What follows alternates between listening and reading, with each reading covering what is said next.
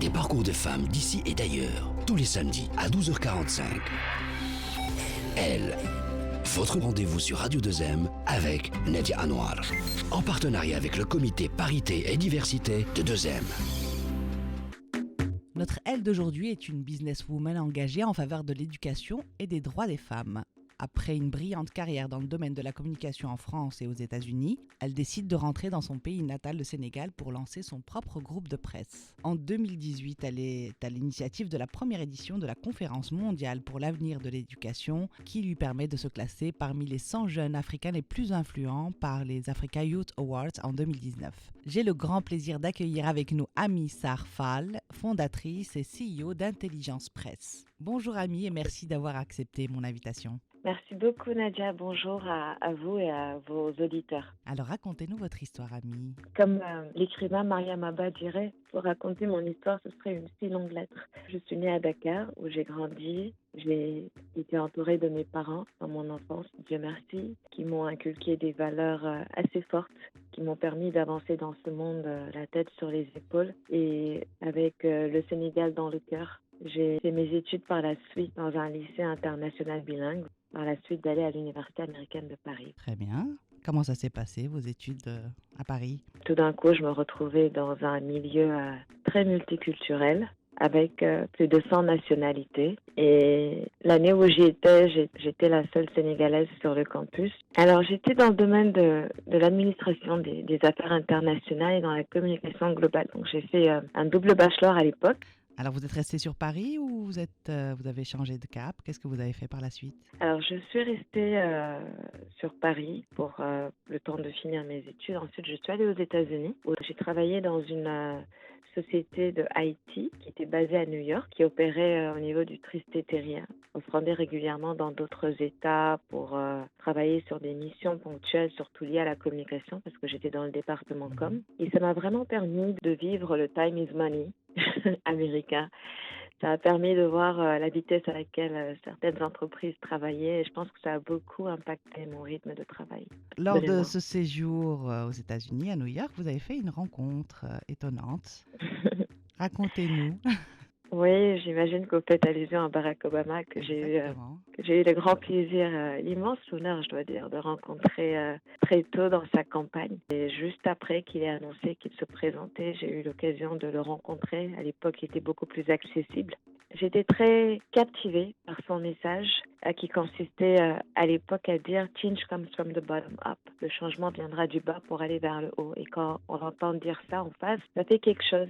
Et ça m'a fait tout de suite penser que si on voulait vraiment apporter le changement en Afrique, ça viendrait de nous-mêmes, nous les citoyens, la jeunesse, parce que j'ai vu le pouvoir de la jeunesse à travers son élection, parce qu'en réalité, ce sont les jeunes qui l'ont élu, qui ont fait le porte-à-porte, qui ont passé des appels, qui ont mobilisé des fonds, qui ont organisé des réunions, des comités. Et ça a vraiment, je pense, beaucoup inspiré mon parcours et ça m'a poussé également à revenir au Sénégal, entre autres. Ouais. J'imagine que c'est là que vous avez eu cette impulsion, justement, ce retour au Sénégal pour repartager votre expérience. Et en quelle année vous êtes rentrée? En 2010, je pense? Oui, je suis rentrée autour de 2010. Et là, vous aviez déjà une vision? C'était déjà enclenché, j'imagine. Oui, je savais que j'allais rentrer.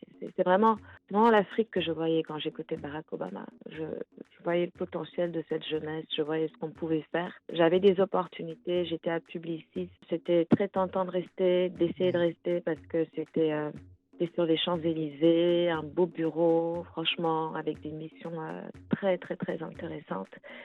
Comme le Global Zero, où on devait lutter contre la prolifération des armes nucléaires et on travaillait avec Richard Branson, la reine Nour de Jordanie, etc. Je savais que j'allais rentrer. Donc ma question, comment ça s'est passé cette étape-là? Comment vous avez pu mettre de côté tout cet énorme potentiel de carrière? Quel a été le déclic finalement? Je pense que ce qui a surtout précipité mon retour, c'est aussi le fait que je parlais très régulièrement avec mon père au téléphone et que très souvent il me rappelait nos réalités, l'importance de construire, de poursuivre le travail qui avait été fait par nos aînés pour faire avancer nos pays. Je me suis dit qu'il faut rentrer parce que il n'y a rien qui rendrait fier mon père, en fait. Après tout ce qu'il a investi dans mon éducation, dans l'enseignement supérieur. Mon père, vous savez, il a vendu une maison pour payer mes études à un moment. Donc, je me disais la seule chose, la meilleure preuve de reconnaissance, ce serait de venir. Je crois que c'était son rêve que ses enfants reviennent et travaillent pour leur pays. Et pour moi, c'était un devoir. Alors en 2010, vous rentrez et vous avez décidé de créer un groupe de presse, dans un premier temps un magazine. Oui. Alors racontez-nous cette aventure.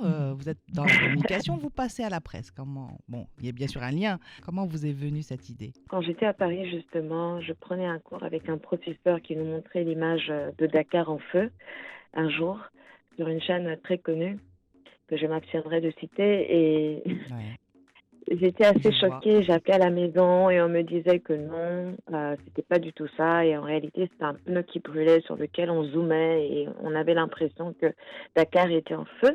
Et l'impact social, économique de tout cela était assez impressionnant. Et ce jour-là, quand je lui ai posé la question, je lui ai dit, mais monsieur, est-ce qu'on n'abuse pas? C'est pas des images exagérées? Il m'a dit, mais c'est vrai ou c'est pas vrai? Je lui ai dit, c'est vrai. Et j'ai compris qu'il avait le droit de faire ce qu'il faisait, mais que la meilleure réponse serait justement de créer un organe de presse qui serait influent et qui permettrait de changer l'image qu'on donne de l'Afrique dans le monde. Et c'est ça qui m'a surtout inspirée. Et quand je suis arrivée, effectivement, j'étais très jeune à l'époque, c'était il y a 12 ans, et c'est venu rapidement. J'ai tenu mon ordinateur entre les mains et j'ai écrit un journal du début à la fin qui parlait souvent de politique parce que moi j'aimais l'analyse politique. Pour preuve, quand je commentais, je m'activais autour de la campagne de Barack Obama jusqu'à être citée par le New York Times. C'était vraiment ma conviction politique, mes convictions politiques que je mettais en avant. Et c'est ça qui a fait que c'était pas difficile pour moi d'écrire un journal, même si j'ai plus une formation en communication, en journalisme. Le journal a été très apprécié. On a eu des entretiens exclusifs jusqu'à interviewer le Dalai Lama. C'était un des moments les plus marquants de ma carrière. Parce que ça m'a énormément touchée de pouvoir m'asseoir avec lui dans son salon, l'écouter parler, être inspirée et comprendre que la paix était une vertu et que c'était quelque chose qu'on cultivait. Et j'ai aimé l'écouter, parler de son exil, parler de sa résistance pacifique à l'oppression, parler de son rêve pour un monde uni et autre. On sent à travers vos propos tout votre engagement pour la jeunesse de votre pays et d'une façon globale pour le développement du Sénégal. Vous êtes à l'initiative de la première édition de la Conférence mondiale pour l'avenir de l'éducation. Comment ça s'est déroulé? Racontez-nous. Merci Nadia pour cette question qui nous permet d'en parler au peuple marocain, qu'on espère voir nombreux à ce forum mondial sur l'avenir de l'éducation que nous avons effectivement initié en 2018 au Palais des Congrès de Paris à l'époque. Et on avait eu l'opportunité de mobiliser des experts du monde entier à travers un comité scientifique dans un premier temps qui a compté plus de 21 nationalités, présidé par l'éminent professeur Souleymane Bachir Diagne. Et à travers ce comité, on a mobilisé des gens qui sont venus nombreux le jour de la conférence. Il y avait des présidents de commission à l'Assemblée nationale française.